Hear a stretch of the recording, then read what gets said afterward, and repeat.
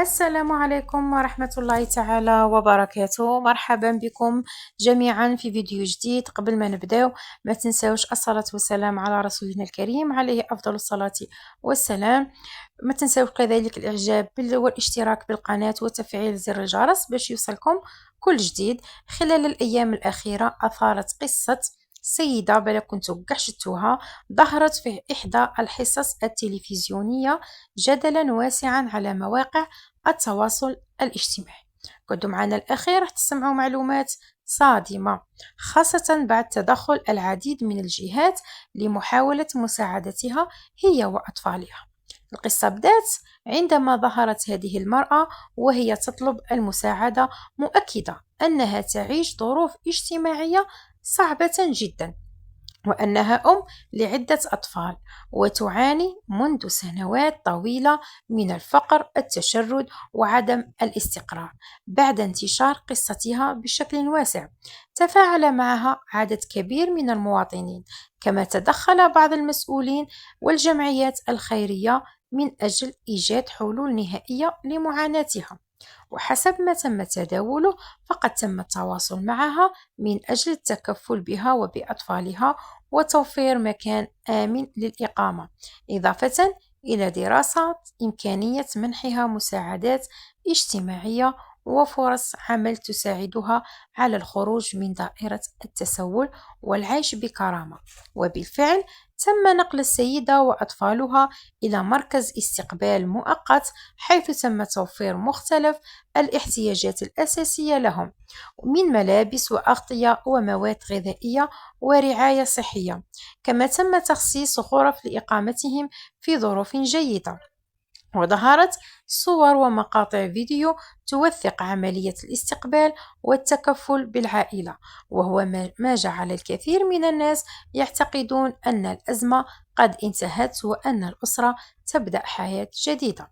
لكن المفاجأة جاءت بعد فترة قصيرة فقط، حيث تبين أن السيدة غادرت المكان التي تم توفيره لها رغم كل الإمكانيات التي وضعت تحت تصرفها. هذا الأمر أثار العديد من التساؤلات، خاصة أن الجهات المتكفلة أكدت أنها كانت تعمل على إيجاد حلول دائمة لها ولأطفالها، بما في ذلك تسوية بعض الملفات الإدارية والاجتماعية المتعلقة بالعائلة.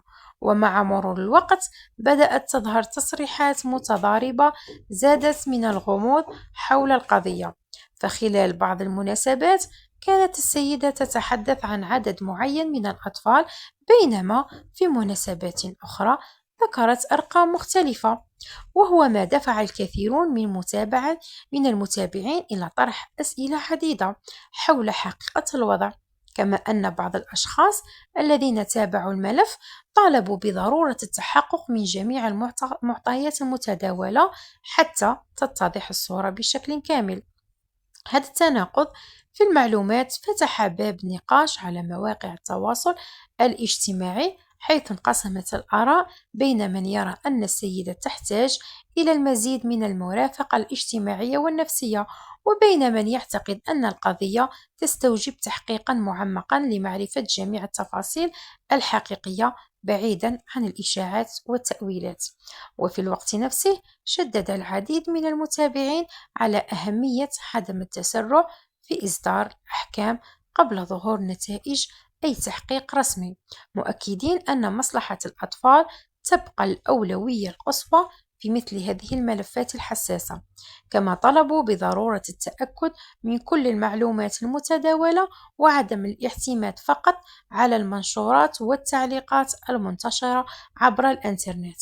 ويبقى السؤال الذي يشغل الرأي العام حاليا: ما هي الحقيقة الكاملة وراء هذه القضية؟ وهل سيتم الكشف عن جميع التفاصيل خلال الأيام القادمة؟ هذا ما ستجيب عنه التحقيقات والجهات المختصة في الفترة المقبلة. إلى هنا نصل إلى نهاية الفيديو. إذا عجبكم المحتوى لا تنسوا الضغط على زر الإعجاب والاشتراك في القناة وتفعيل الجرس ليصلكم كل جديد. شاركونا آراءكم في التعليقات بكل احترام، ونلتقي في فيديو قادم بإذن الله. والسلام عليكم ورحمة الله تعالى وبركاته. أترككم في رعاية الله وحفظه، إلى اللقاء.